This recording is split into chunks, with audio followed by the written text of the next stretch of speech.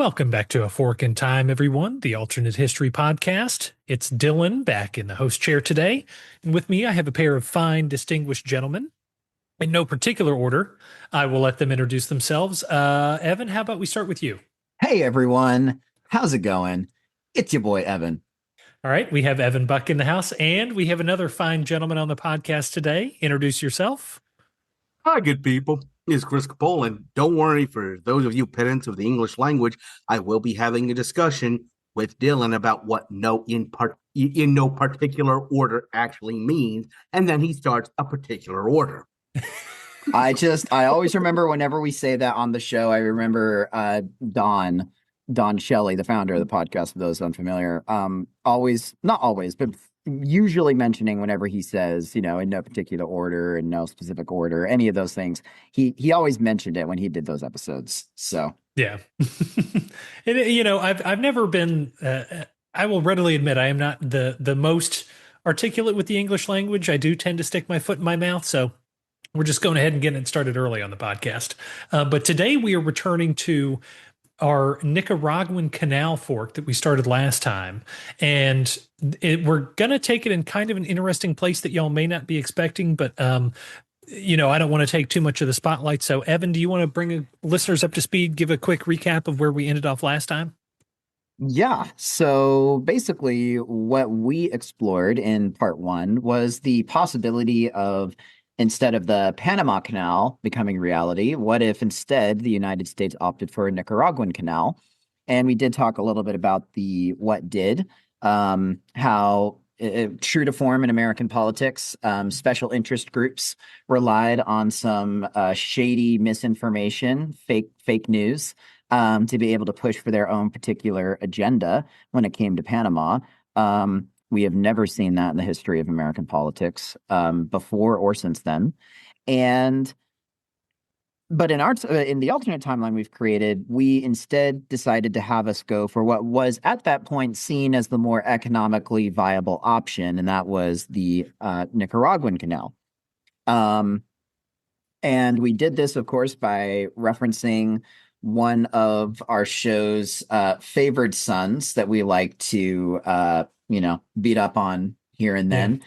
Rarely referenced, but it might be his first appearance actually in the podcast. Formally. Or frequently referenced.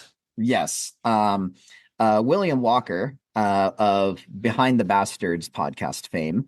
And we actually end up having him succeed and stay in power longer during the events of the Nicaraguan Civil War. He decides not to make a stereotypically boneheaded William Walker decision.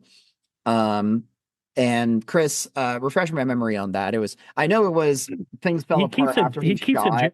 He keeps the resistance general alive that he killed in our timeline, and thereby negating Costa Rica intervening in the last days of the Civil War. Okay, perfect. Yeah, there's the one piece of the puzzle that I was missing there. So we have a William Walker-led Nicaragua ending up remaining stable, and that is what kind of touched things off for American involvement in this, well, I guess we can call it like a proto-American puppet state almost. It's not one that's directly a U.S. state, but one that is very much aligned with American interests. Somewhat of like a Texification, shall we say, except if Texas remained independent for longer and didn't actually become a state. So yeah, we traced the impacts of that down the timeline. Fascinating stuff with regards to Confederados, with the Civil War. I don't know if we came up with a different name for them because Confederados were in our timeline in I Brazil. think we just kind of stuck with it. Yeah. Yeah, our pronunciation was so off. We couldn't tell the difference between Spanish and Portuguese. Yeah. Exactly. Yes. Yeah, and then we just talked a little bit about how U.S. and British interests in the area would be different than our timeline. We have the possibility of dueling canals, like two different canals happening eventually between both Nicaragua and Panamanian canals. But yeah, those are basically, I think, the main points that we hit upon. And we basically set ourselves up kind of right on the doorstep of World War One. We didn't quite get there, but this is where we sort of left things off. And so, Chris, I'm sure you can mention anything that I missed quite um, promptly because that's what you usually do during these episodes, and you can take it from there. No, so I think you did a pretty good job on the recap.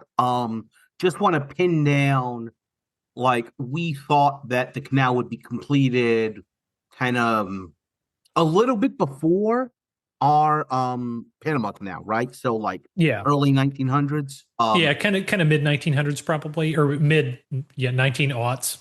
Okay. Um, so in our timeline, actually, for those of you that play the same kind of strategy games that Dylan and I do, um, whenever you start like the World War One scenario, you're in the middle of August and like there's pop-ups about like, okay, Russia declared war on Germany, Germany declared war on France, Germany invaded Belgium, blah, blah, blah. And then all of a sudden, right in the middle of it, you'll get a pop-up like, oh, and the Panama Canal opened. That's literally how it worked in our timeline. Panama Canal, like the first ships went Mid, through yeah, 19 late 1914. August 1914. Yeah. August was a busy month. Um, so basically, like a little bit before the canal, the Nicaraguan canal was operational, and World War One starts. Now, maritime law has never mattered so much as it did during World War. There's so many rules, about like what submarines are allowed to do, what shipping is allowed to do, blockades, and all of that. And suffice it to say, one of the major strategies of the British was keep the sea lanes open and free for us. We are going to embargo Germany. Nobody sends anything into Germany, but we are going to just try and keep them open and buy as much as we can. From the perspective of what the rules said a neutral power could do, by the way, in this case, well, let me just keep going. Neutral powers were supposed to be allowed to ship to both sides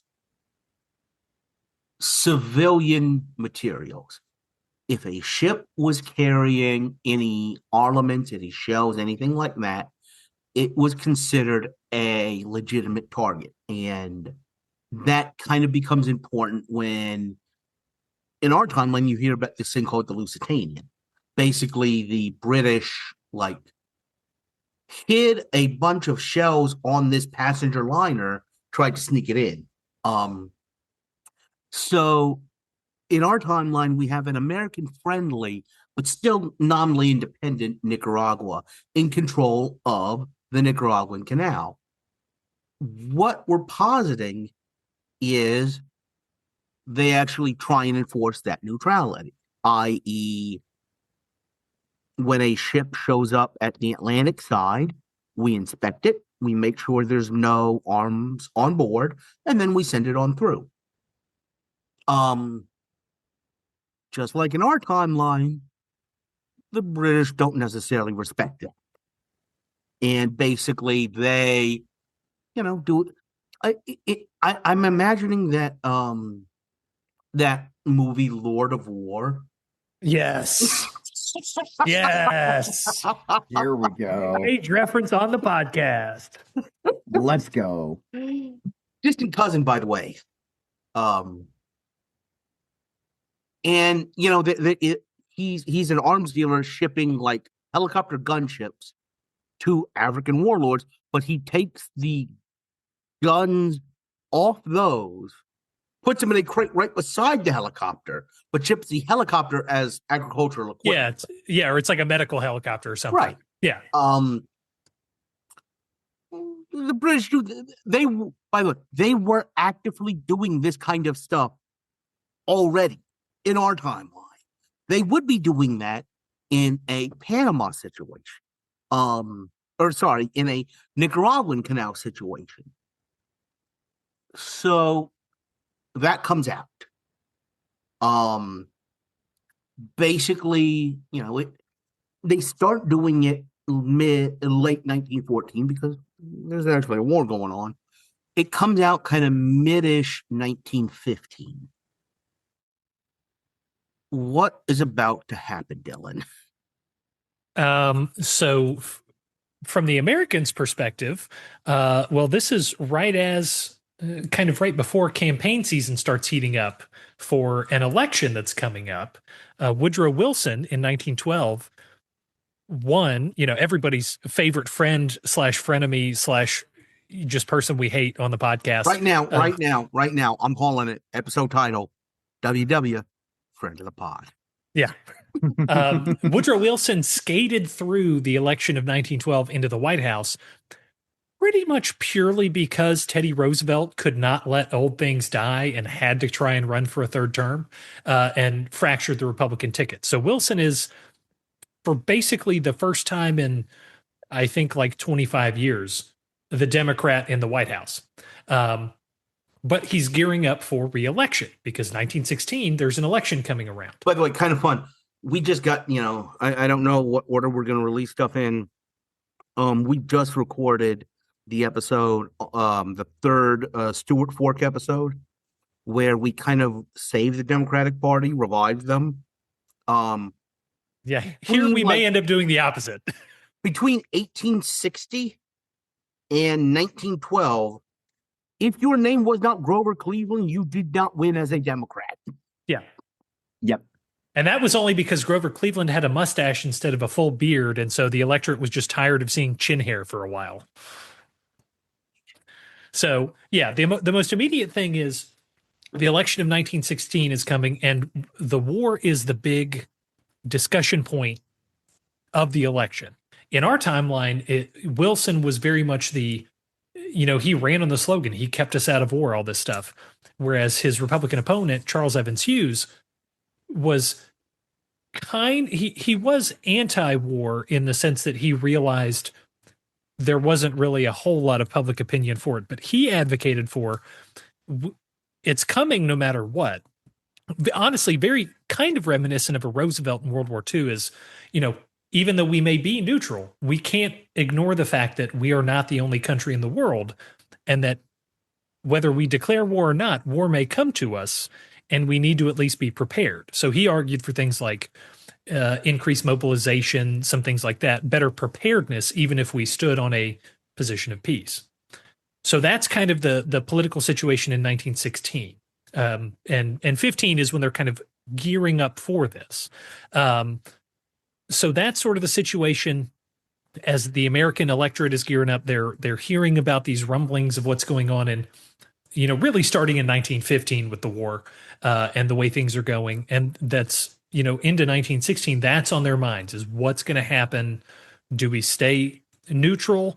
Do we at least get prepared for war?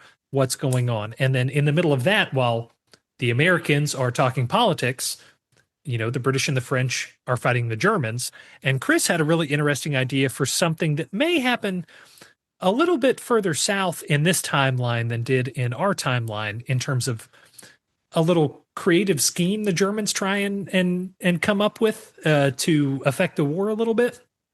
So basically, in our timeline, there's something called the Zimmerman Telegram. Comes out in 1917, which is basically Germany going to Victoriano Huerta, who is like a military dictator in Mexico, who's like about to be thrown out.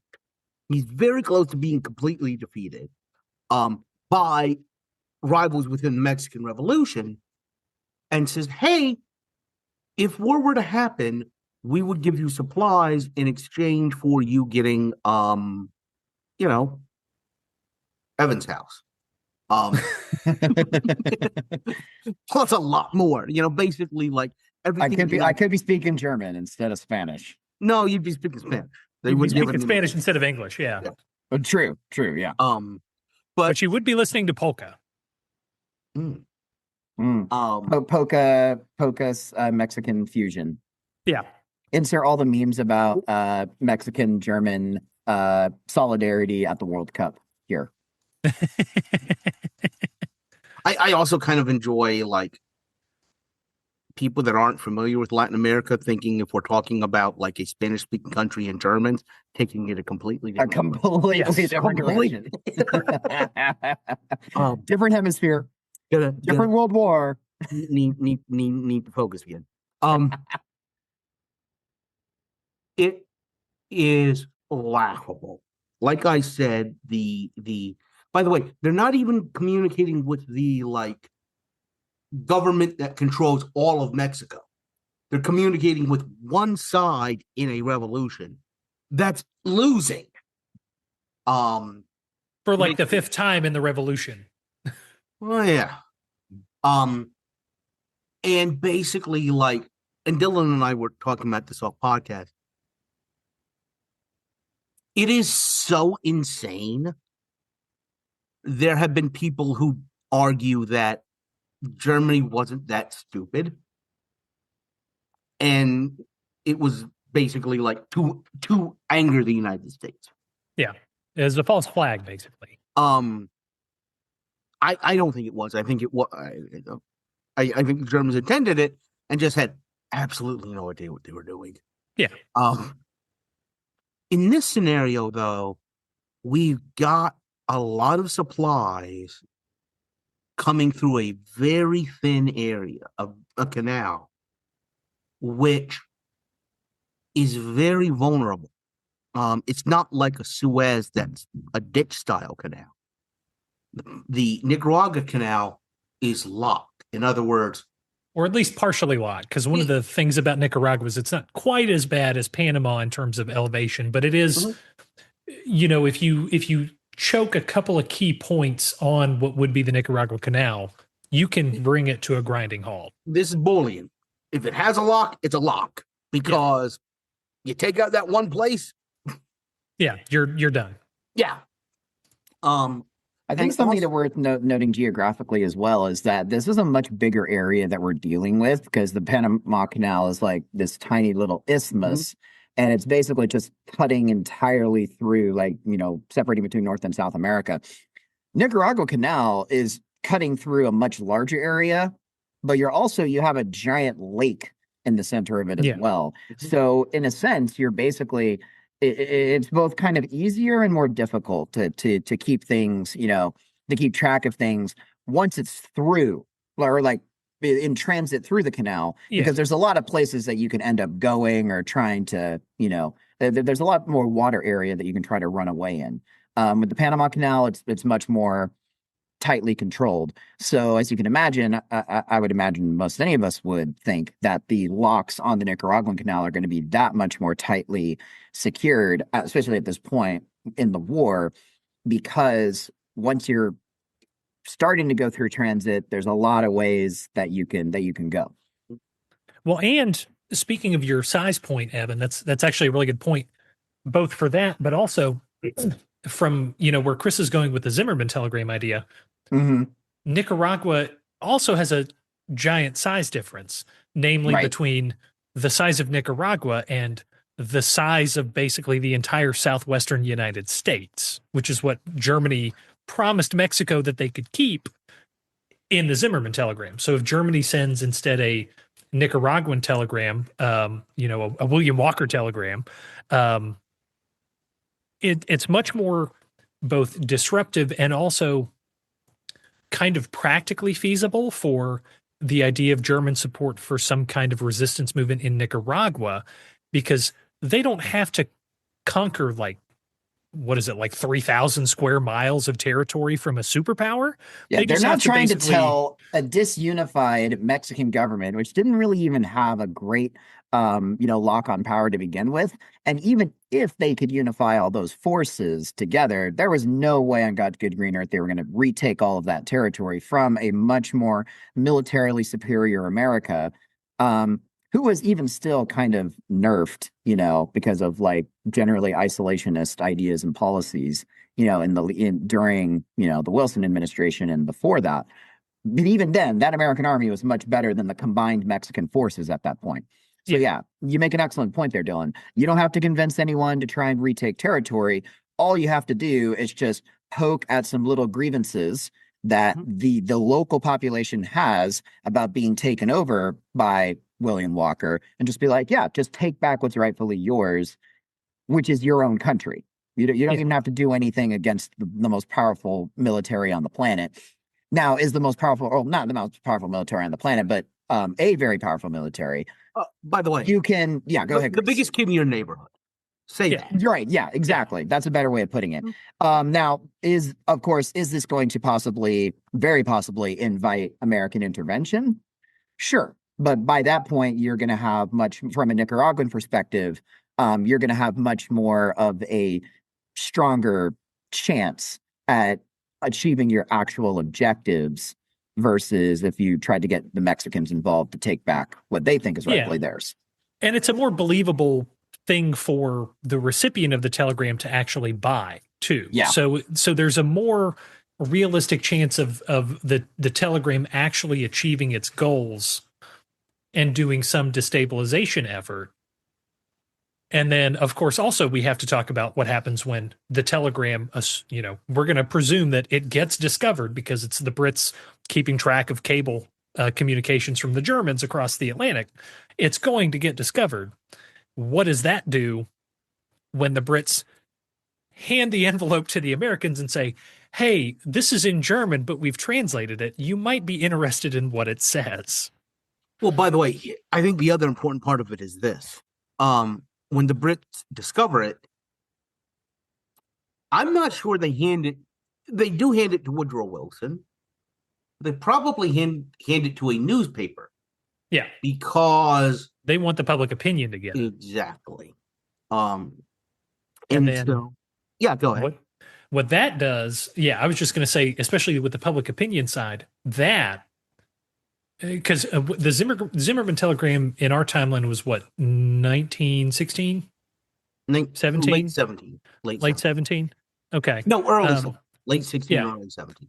Yeah, so it's not unfeasible. For one, it may be something that the Germans latch onto earlier because it's a much more natural of an idea in terms of a destabilization point than, oh, let's talk to the Mexican leader and have him try and take back, something he hasn't owned in 70 years. The idea of destabilizing a canal is much more immediate, much more obvious, and much more natural in terms of a German communication. So maybe it happens a month or two early in our timeline. I actually had a really interesting time for it. Okay, yeah, what you got? July 1916, and the reason I say that is I love symmetry. And while it may not be foremost in a lot of people's minds, July 1916 was actually the Black Tom Island explosion, which, if you're familiar with it, it was basically a... Oh, is this the Canadian thing? No, that's Halifax. That okay. was an accident, I think. Yeah. Okay. No, this was an island in New York Harbor, Jersey City, New York Harbor, that was covered with explosives the United States was shipping to the Allies. The Germans got agents there and blew up the entire island. They set off the explosives, like the island disappeared. And, Lower Manhattan lost all of its windows. Yeah. It was huge. It was massive. And so, Germany was doing this kind of stuff. If they could have done that, they easily could have blown locks down in Nicaragua.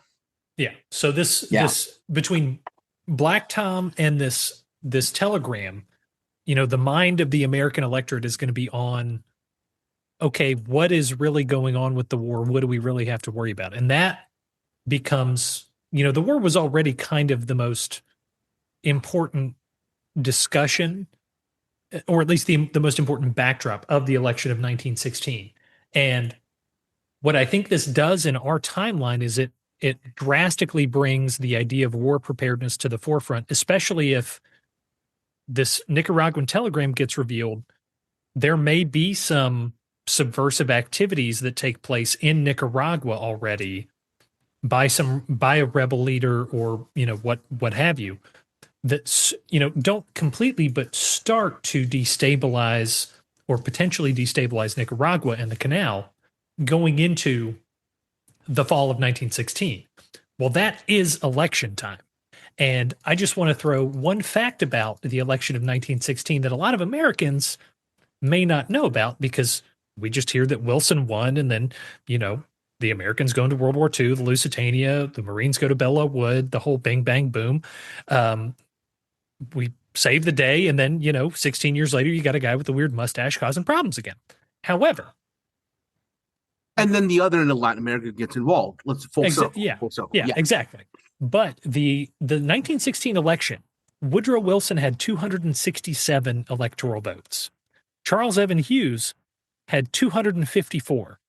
There is one state that swung the election that went for Woodrow Wilson by 0.3%, and that is California. California has 13 electoral votes at this timeline. Those of you who can do math may note that if you take California out of the equation or flip it, that then changes how many electoral votes are at play. So our theory is that because of the destabilization that's going on with the canal, California is going to be much more in favor of, particularly Charles Evans Hughes as a Republican's pro-business stance, the protection of business interests in the canal, because California is particularly interested in being able to ship all of the oranges and all the other stuff that gets grown and made in California easily to the East Coast. You can do it by rail. At this point, you have a transcontinental railroad. But at this point, the Nicaraguan Canal is probably still the easiest way for mass transit in terms of speed, convenience, and all that. So California, out of pretty much any state, has a vested interest in making sure the canal stays open. So our theory is that California flips to a Republican vote in the 1916 election. And that gives Charles Evans Hughes 3 electoral votes more than Woodrow Wilson and hands him the White House. And then the real question is, what does that do from there? And there's a very infamous theory that we've actually thrown around on doing a whole episode on, and I'm kind of glad that we stumbled upon it kind of happening naturally in this fork, because I think this is a good way to do it. Chris or Evan, do you guys know what I'm talking about? Which one of you wants to? Yeah, I'll take this one on. So this was something that even I, as someone who's a big history nerd, kind of only barely knew about. But for all of our listeners, whether they're American or international, just to keep in mind, I think it wasn't until what was it, the 30s or the 40s, when we changed inauguration from March to January. Mm-hmm. It was actually the first election it mattered for was 36. So it 36. didn't matter. Mm-hmm. Yeah. Because it was just Roosevelt from it was first Roosevelt term to second term. So Right, his right. first term was kind of cut short. Yeah, exactly. But when So you get 12 basically- when you get 12 years, we don't care about a month and a half. Yeah, there you go. But essentially, it used to be that the election would take place in November, and then the swearing in of the new administration, new presidency, would not happen until March. So you were dealing with a significant period of time between November and March of a lame duck presidency, where all the guys who just lost the election are the ones who are still in power, but they don't really have much incentive or ability to change things, knowing that the incoming administration is going to, just reverse what they're going to do anyway. So with that change, or with that in mind, still in play in the 1916 election, Woodrow Wilson actually had a contingency plan if he were to lose the 1916 election, because keep in mind, he was the incumbent president. He won in 1912, but he mainly won due to a fractured Republican Party. So Wilson had a contingency plan with the rumblings of war out in Europe. He basically said, okay, look, if, I lose the election and Hughes wins the presidency, I am going to, play with the presidential line of succession a little bit, be a little bit of a puppet master. I will appoint Hughes as Secretary of State, which is second in the line of presidential succession after the vice president.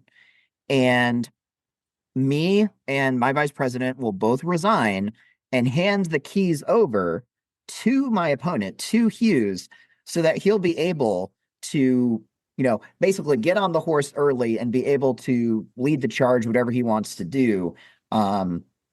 With all of these, this brewing war, this brewing conflict happening in Europe.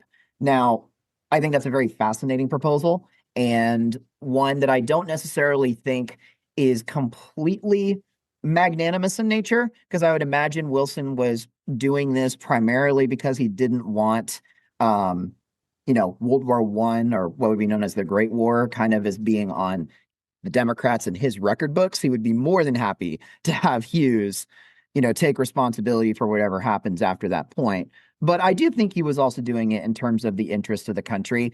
Probably one of the only times I'm going to say something nice about Woodrow Wilson is that I think in this instance, he was thinking ahead a little bit and thinking about how hobbled or handicapped a new administration might be if, you have to wait out the whole 5 or 6 months. So he was like, okay, I'll just let him be Secretary of State and president all in one fell swoop. Pass go, collect $200. It'll be better for the country. Probably one of the only nice things I'll say about Woodrow Wilson ever, and especially on the podcast. Yeah, and so I think what this does in terms of the election, and I should point out, to be fair to the entirety of the election, it's not just the president that matters; it is also the Congress. Right. But the other thing that this does is it gives Republicans a control of the Congress, because in the 1916 House election, the Democrats had, I think, like a one.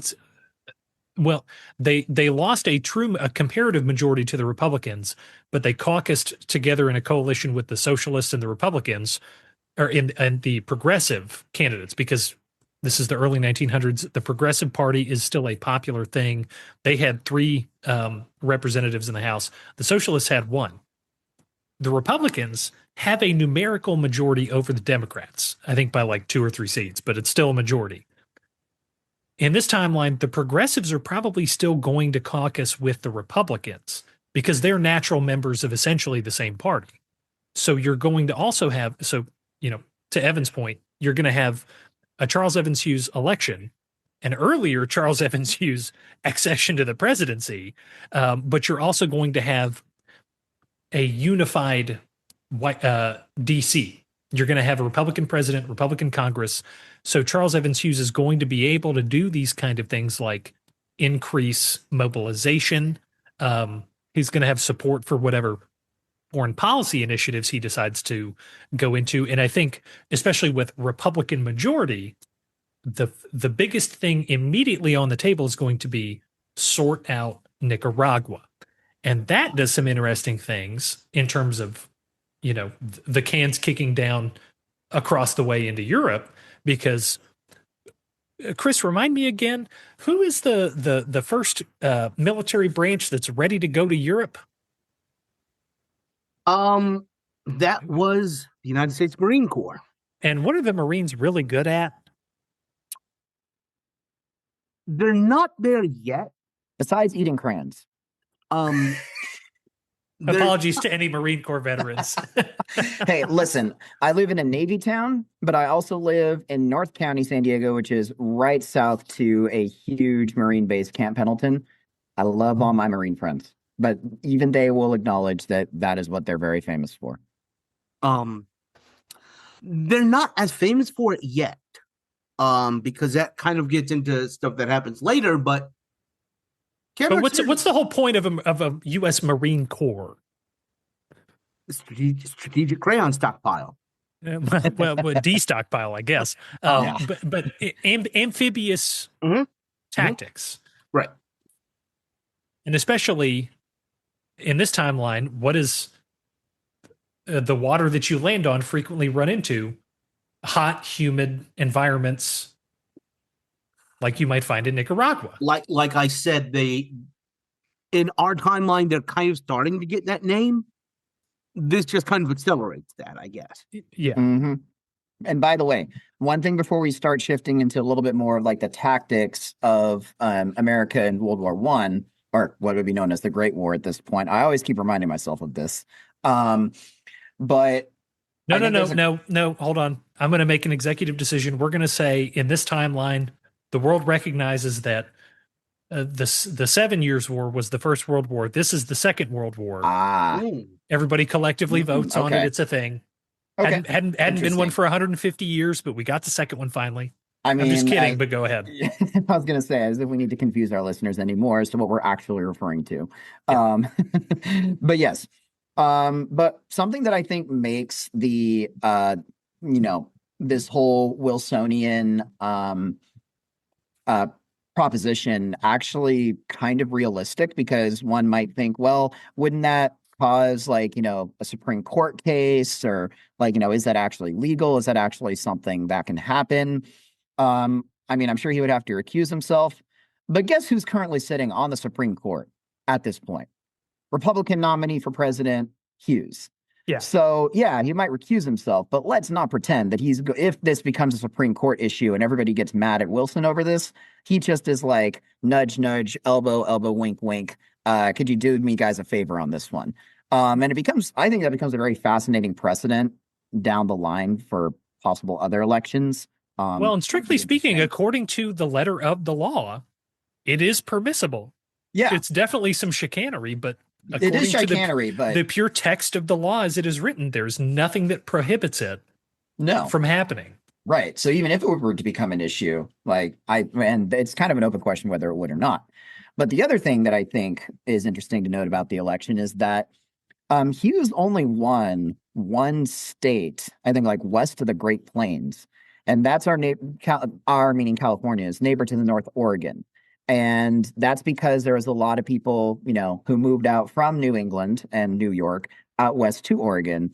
And there was a lot of, sympathy for those sorts of arguments and causes there.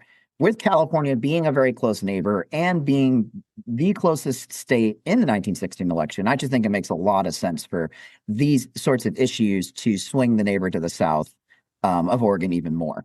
So, because when you look at a map of the 1916 election, it looks like pretty resoundingly convincing, just based on like a total, land of what Woodrow Wilson won. But again, reminding everyone, population centers, land doesn't vote. It's actually where people live, where the population centers are. So if you just flip one state, even though it looks like Wilson like dominates a huge swath of the country, this would still end up giving Hughes the presidency. Yeah. So I think the natural first reaction is for Hughes to basically send the Marine Corps down instead of preparing them for, either adventuring in Mexico against Pancho Villa or trying to get them ready to go over to Europe. He's going to send the Marine Corps down to Nicaragua to act as a stabilizing force. And that does two things. One, it fixes the Nicaragua problem, at least, on an ongoing basis. There's no telling how long the Marines are going to have to stay there to keep things kind of, the grease on the wheels, so to speak. But it's going to be a while. It's going to be a while. And that brings me to the other end of the coin, is that also takes the Marine Corps out of the equation for, okay, what are we going to do to prepare for Europe? And so, Chris, do you have any theories on kind of when the United States is going to end up going over to Europe? Like, what are we going to be in the middle of whenever we decide to go? So, and I think we talked about this a little bit on previous podcasts. Things like, I understand some people looking at this and saying, well, it's like 6 weeks pushing Hughes's election up, or assuming the power up. What happens in those? It's 6 weeks, whatever. Yeah, it's in the middle of winter. February Revolution. Russia leaves the war. Germany, in our timeline, resumes unrestricted submarine warfare. Which is what actually gets us into the war. It's a very busy time period. And in our timeline, because the Marines were ready, we actually did send them over, and they were engaged in like the fall of 1917 in some fighting. I mentioned the February Revolution. I am going to try and minimize my talking about Russia here. But basically, like a year later, March 1918, and to the great thanks of anybody who studies Russian history, by this point they moved to a single calendar. So you don't have old system, new system. So it's everybody agrees this is March. Russia leaves the war, and Germany now has millions of troops that they don't need to fight the Russians anymore. They basically ship all of those troops back to the what is to them, I guess, the Western Front, what we all call the Western Front. And kick the European allies' teeth in. Literally. It's this thing called the Kaiserschlacht. And basically, they, for the first time in 4 years, you actually see like mobility on the front. You see the trenches moving, and it's not the right direction if you're British or French. And basically in our timeline, by the way, I think we can agree nothing we have discussed is going to change any of this. Kaiserschlacht still happens. What you have is in 1918, March 1918, April 1918, the Germans launch this offensive. They get close enough to Paris to bombard it with their big Paris gun, but yes, it might be the biggest gun they ever did, but you're close enough to bombard Paris. That's still an accomplishment. And in our timeline, basically, like the view is this is the last gasp.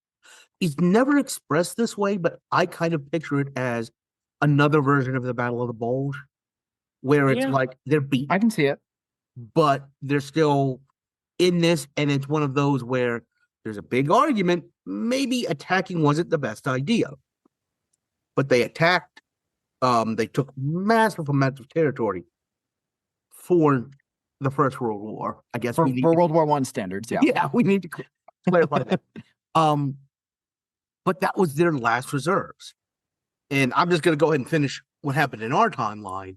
Basically, into the summer and fall of 1918, the Americans are actually now showing up in numbers in France. And basically, the Allied High Command looks at this and says, okay, they shot their shot. They don't have any replacements. We do have replacements. We have convoys and convoys full of these new American troops coming in. That means we don't need to play it as safe because we have backup coming. They launched something called the 100 Days Offensive. And basically by September of 1918, the German High Command, in a meeting with the Kaiser, looks at him and says, we cannot win this war. You need to come up with a way to get out of it. In this scenario, there's no Americans coming, or there's a very small trickle, not enough to do anything. I think what we discussed was nothing. Still a maritime episode. I'm going to try and make it that. Germany still can't feed itself. The winter between 1917 and 1918 was known as the turnip winter because they ate turnips. There was literally nothing else to eat. Nothing has changed that situation. So what we talked about was Kaiserschlacht is actually successful. You have German troops throughout northern and central France. But the revolution still happens. You still have an overthrow of the Kaiser's regime. And you have people who are literally within artillery range of Paris being told you need to surrender because we just lost the war. Dylan, what is, or somebody else, what does this do?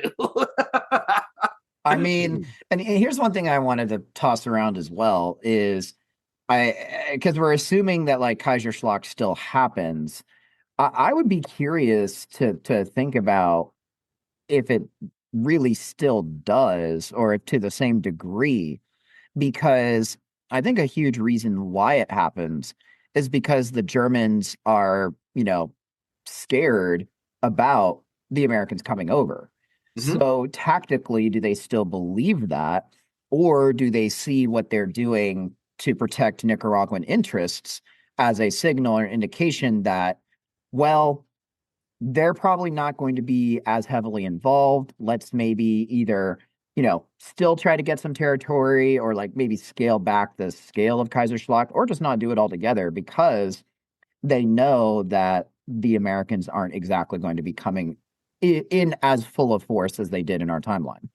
I think, Well, yeah, I go think ahead. they still do it because up until it's really not until the Kaiserschlacht that the Germans, at least the front line, realizes the comparative, at least supply situation that they're in versus the Allies. One of the things about the Kaiserschlacht is the Germans got far enough into the Allied back lines behind the first trench that they saw the food that the Allies had and they realized, wait a minute, this is not going the way that Ludendorff and Hindenburg are telling us. And that's actually one of the reasons that it was less successful than it could have been, because when they saw these things, they had to pay. Yeah, exactly. They So were I think, demoralized by that. Yeah. yeah. So No, they stopped attacking, sat no, down. they celebrated. They were like, screw it, we're going to eat what we got. Oh, yeah. Oh, there's that. Yeah. Yeah. So I think the Kaiserschlacht still happens. I think the question is, okay, on the one hand, without the knowledge that Americans are coming, do the French and the British fight against it quite as hard? I mean, I would say probably so, because at least to some degree, because, well, the Germans are in French territory, so the French are going to fight. But at the same time, maybe the Germans get, a few extra miles or something. And honestly, maybe that makes the realization of the German situation just a little bit worse, because they get as far as we got in our Kaiserschlacht. Oh, hey, look at all these canned goods and stuff. And then they get, 3, 4, 5 miles further and they say, oh my God, there's even more of this stuff. Look at how well supplied these people are. So one, the Germans get farther.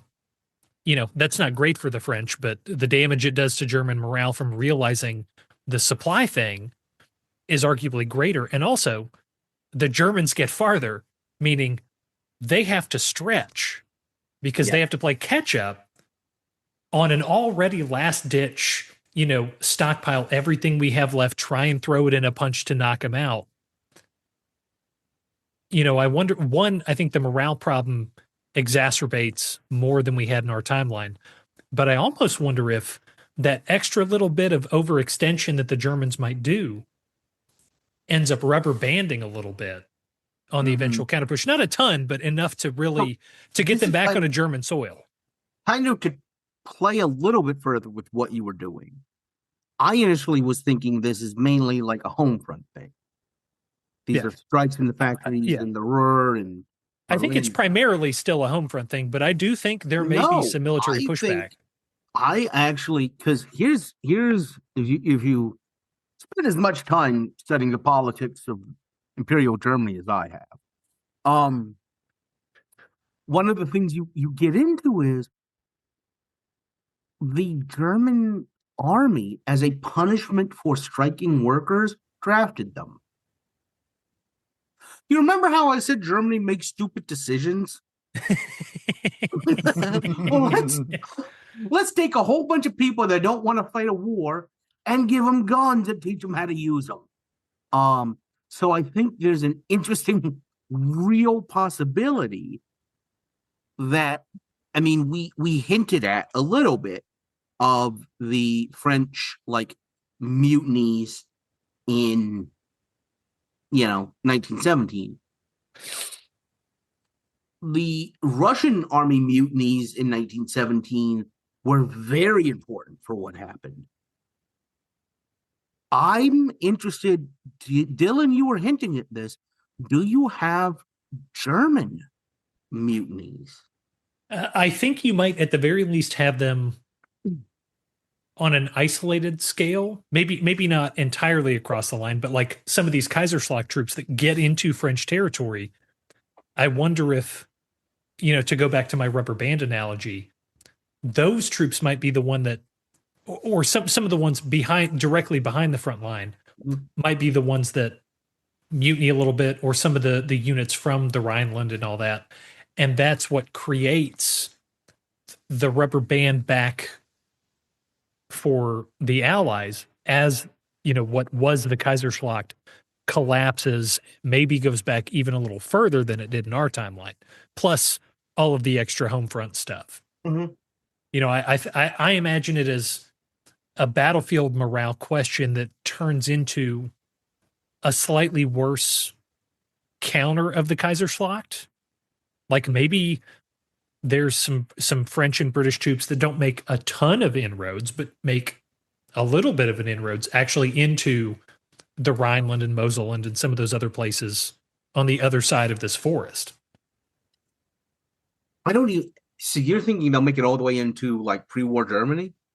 Maybe just a hair where they're knocking on the door. Okay. Maybe. I'm not entirely sure.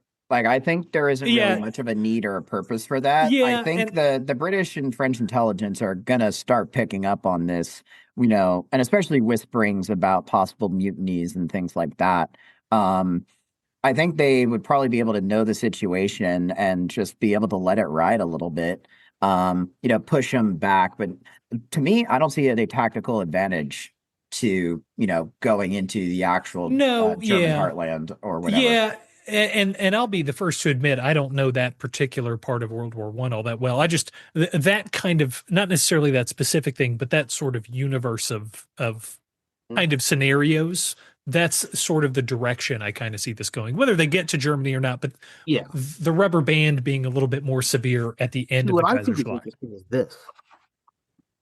Once Germany sues for peace, what happens in Versailles when you don't have Wilson in there? Oh, with the League of Mm. Nations nonsense. I was gonna say, yeah. I mean, the and League the of Nations. 1713 Edith Wilson secretly points. Yeah, no, 100%. And that was something that when we mentioned, he was winning, I immediately thought back then, and I'm glad we circled back to it now to bring it up. I'm like, hey, Wilson had the League of Nations as a thing. US never actually officially joined it, again, because of the Congress situation, because Republicans control Congress and Yeah. didn't like it. Well, now we have a president who's not even going to have that as a pretense. He's not even going to have the League of Nations as a thing. Yeah. So I think I think Wilson comes in. Two things about Wilson. One, he had all these stupid ideas about national self-determination. Yeah. Great luck with that. But the other thing is, because of the timeline. Okay, last episode I quoted Stalin. This one I'm going to quote Mussolini. You just need a couple thousand deaths to have a seat at the peace table. Yeah. Wilson doesn't have that. The United States may have bankrolled this, may have supplied this, Yeah. but you did not have any. I mean, No. some, but no. Almost none. No. American involvement in this war is basically limited to securing their interests in the Western Hemisphere. So it's Yeah, not and even that's- a question of what does Charles Evan Hughes want to do, because It's what can he get? he's What not can he giving get out any. of this? Yeah. I think at most he's going to get a reinforcement of the Monroe Doctrine, Mhm. like a recognition of European powers, like in the treaty, that there is a special American interest in the Americas. And I mean, he can make some other noises. To be honest, I don't think he's really going to care all that much. I don't think other he than even cares. making sure the European powers pay back their loans. Right.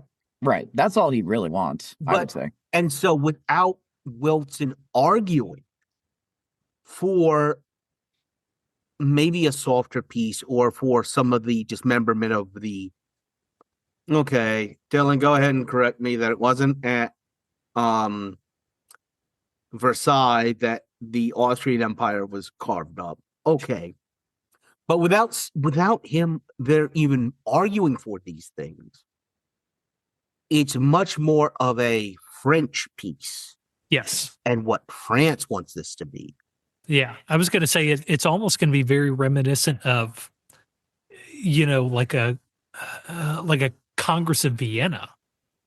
Or maybe that's the wrong. No, sorry. No. You're right. That's the wrong reference. But actually, not the Congress of Vienna, but that kind of idea though, like the sort of the idea of the peace has to restrict the Central Powers through all the other alliances, and maybe one, it's going to be much more territorial for the British. Like you're not going to see some of the mandate stuff in the Middle East. That's going to be much more. No, it's just ours. But more Congress of Vienna from kind of the Metternichian idea of keeping the Germans and Austrians hemmed in by the alliance system that surrounds them that was victorious because they've proven that it works. The key aspect of the Congress of Vienna and why I kind of jumped when you said that was France as the power that just blew up Europe was actually brought into it and was actually I'm sorry. part Yeah. of it. Mm-hmm. Yeah. And This would very much not be like that. This would be the opposite. Yeah. Yeah. Yeah. But the gist of like the hemming in part of the Congress of Vienna is more what I was thinking of.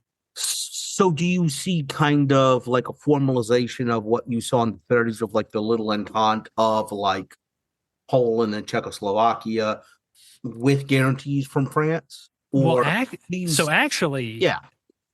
So I think one of the interesting things that may come out of this is because a French European peace will be much less inclined than Wilson would have been to upset the European apple cart in terms of some of the powers that were already there. But they want to weaken the enemy apple carts, to keep the analogy going. So I think one of the interesting things that may or may not come out of this, since you had to get a dig at me for my Austrian joke in the Treaty of Trianon. I welcome it. I actually, one of the biggest, in terms of just pure differences from our timeline, I wonder if one of the biggest differences would be the maintenance of the Austro-Hungarian Empire as a thing, not necessarily as the thing it was. But I wonder if they might push federation on the Austro-Hungarian Empire as a way to maintain political unity, but also political disunity. You know something I really like about that idea? Which European power started the war trying to mess up Hungary? Yeah. Mm-hmm. Mm-hmm. Who's not at this conference? Austria. Hungary. No. Oh, Serbia. Russia. Oh, yeah. True. Yeah. Yeah. Mm-hmm. Well, the other thing that a more maintained status quo, albeit federated Austria-Hungary would do, because those were ideas that were coming through in Franz Ferdinand before he was assassinated. Those were some of his and some of the younger generation's ideas. So I can see the Brits and the French enforcing, maybe even with an abdication, that on Austria-Hungary. But the other thing that does is that breaks the link between the central powers. Yes. Just geographically, you've got Germany, you have a federated Austria with probably some diplomatic restrictions, who is now cutting off Bulgaria and the Ottoman Empire / Turkey. Whatever happens there. Yeah. Well, yeah, whatever. But at the very least, and the reason why I say that is because the Ottoman Empire / Turkey is right next to all these mandates that in this timeline won't be mandates. So the British and the French, they're going to hem in Germany and do what they're going to do. they're going to do that damage, but they're not going to waste the opportunity to both isolate and challenge Turkey because all this other stuff that they want in the Middle East is on that border. The other thing I think is an interesting thing that will happen. I think France will undo 1871. Yeah. Here's what I mean by that. And I really love your idea of a Middle Europa kind of federation, which probably is given Poland. Mm-hmm. Um, You think you're going to see a cracking of Germany a little bit? Not a little bit. Oh, you think a lot. I think the French will undo the Franco-Prussian War in its entirety. And what I mean by that is Germany will be the North German Confederation. Yeah, you've got Bavaria separate, some of those other places, And independent principalities. No. Yeah. Oh. Austrian. Oh, yeah, because that would bring them to the table. Interesting. Yeah, I like that. I'm liking where this was going. That would make them a vested, interested partner. That would do what I just said, the Yeah. Congress of Vienna. Yeah. I like that a lot. Well, what I was thinking while you two were talking about all this, and by the way, I just love, and for the sake of our listeners, as we kind of start drawing this to a close, we three can't find a way, no matter how hard we try. We go to other parts of the world to try and have a more unique, interesting episode, and it almost invariably ends up going back to deal with America or Europe in some form or another. I didn't really try that hard. And I mean, let's be honest, we didn't really try too terribly hard. We will bring it back to Nicaragua for the next episode, though. We promise. Yes, we do promise we'll bring it back to where this all started. But as we kind of start bringing things to a close, as you two were talking, I was just thinking about kind of from a high level overview, because you two went into more of a little bit of the granular details there. But I think my perception is that we tend to think of in our timeline the Treaty of Versailles as being like a very, heavy-handed, top-down approach, was a huge factor in the rise of the Austrian painter, all this stuff. In terms of historical comparison, the Treaty of Versailles was pretty standard for the time, if not a little bit softer, I would say. Because you have to remember Woodrow Wilson had a stroke, so he couldn't actually push all the things he had been talking about. Right, precisely. But he was there, and his voice meant something. Yeah, just the fact that the Americans had some skin in the game, and it was known that we had certain, wish list items, was definitely something that impacted proceedings.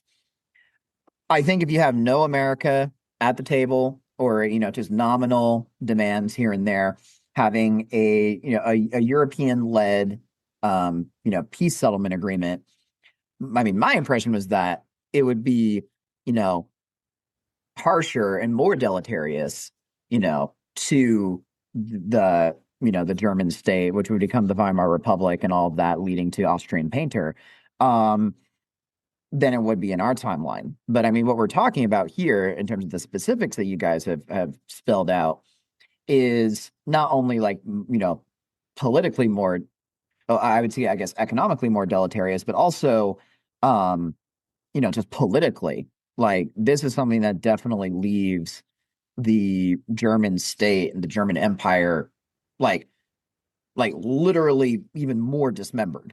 By the way, let me throw a really interesting thought out there. You mentioned the Austrian painter. He was in the German army. Well, what kind of regiment was he in? It was Bavarian. So guess what? He's back in Austria. He's back in Austria. And man, that's something, because I was trying to connect those dots in my head, and I'm like, man, I would love to have another episode where we focus on just how much this changes things. Yeah. Well, because I was going to say World War II. And we might get to there. We might get to there. Because I was going to say, not to jump the shark for whatever episode 3 is, but let's not forget, before Austria became part of Germany before World War II, they were sandwiched between Italy and Germany, and they did independently become basically fascist already. Yeah. Yeah. But anyway, I think that's some really interesting stuff to think about as we train our eyes and our focus back on Nicaragua, hopefully mostly a majority of the time for part 3. But anyway, guys, I think that's about as any a good point to wrap things up here. Are there any other last minute thoughts or things that we want to mention? I had just one very brief thing, and that was while you guys talked about like the simulation games that we all like to mention, paradox games or whatever. I'm like, can I figure out a way to make Kaiserreich a part of this episode? Because I was trying to remember the name of the Kaiserschlacht offensive, and I was like, I typed into my search engine Kaiserreich because I misremembered it, and it Oh instead boy, came up that with was the a rabbit hole. yeah. So that I'm just like, oh boy, that's a Hearts of Iron 4 mod where the Germans, Central Powers won the Great War. And I'm just like, okay, that's a rabbit hole I can't get down. But yeah, I just had to shoehorn it in somehow. Yeah. So, I just imagine like when he does that and sees Kaiserreich, he just has like flash forwards of his life turning into Dylan and mine, and he aborts. He gets back. Undo. I'm just like, Well, go back. We messed up. Well, I do want to bring up actually one of our listeners who actually commented in the Discord on our sort of holiday travel episode actually is one of the modders for the My Little Pony Hearts of Iron 4 mod. So I want to give him a shout out now that Hearts of Iron 4 has semi-naturally come into the episode. It is a thing. I encourage everybody to look into it. But yeah, Kaiserreich is its and own also weird Paradox. rabbit If you're listening, we will shamelessly plug whatever hole. you would we like. will put an actual ad in for Paradox as opposed to this fake stuff that we've been doing. I will take your money and your stuff. discount codes. No, I will fake take all of your stuff. You mean to DLC tell you me- want to give me. You mean to tell me Some Bucky's DLC. Managua is not a thing? Spoiler alert. I was about to book my flight. Oops. So my only thing is, so if Wilson doesn't win in 1916, he exacerbates a very unfortunate electoral record for the Democrats. Yeah. Because when Wilson won in 1916, he was the first Democrat since Andrew Jackson to win back to back. So if Wilson doesn't do this, assuming anything remotely close to the party election stuff from our timeline happens, where you get a Democrat in the 1930s who wins multiple times, then it will have been literally just over 100 years of American electoral politics since a Democrat won 2 successive terms in the White House. I'm glad you brought that up, Dylan, because that was something that I wanted to mention as a possibility of this alternate timeline when we were talking about American politics, but it slipped my mind. So I'm glad you were able to pick up that loose thread. Just an interesting little thing. I was like, oh yeah, none of them really did get 2 terms since then. Mm-hmm. Pretty fascinating. All right, Chris, you got any other parting thoughts? I think we got a really interesting point here, and I want, Dylan and Evan, you talked a little bit about the Discord. I want to encourage people to go there. I really like the idea of us kind of getting more into audience choosing adventure type of stuff. I was going to say, I want the Discord to throw out their ideas for the Treaty of Versailles in this timeline. Or would be also, cool. like, we're sitting here coming up with our ideas. We want to hear of you, like, because we are going to get back to Nicaragua. We have some things to do there. But if you like where we are now, let us know. And, like, we can do multiple branching things. Yeah. Mm-hmm. Yeah, absolutely. All right, folks. Well, that's about it. And thank you so much for continuing to indulge us in our Nicaraguan adventures that somehow go back to Europe. We do promise to U-turn back and head back to the implications of the Nicaraguan Canal, specifically in part 3. If you enjoyed this, let us know. Sound off in Discord. That is the most active part of our community where we take, most of our suggestions and just bandy about different thoughts from people.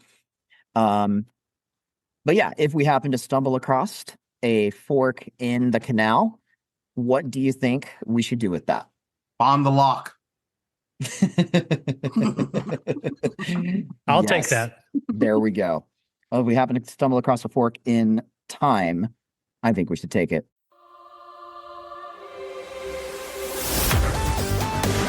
Thanks for listening to A Fork in Time, the alternate history podcast. Learn more and provide feedback by visiting our website at www.aforkintimepodcast.com. Connect to us on Facebook at facebook.com/aforkintime or follow us on Twitter at AFIT Podcast. If you want to support the show financially, visit our Patreon page at patreon.com/aforkintime. We hope you will join us next time.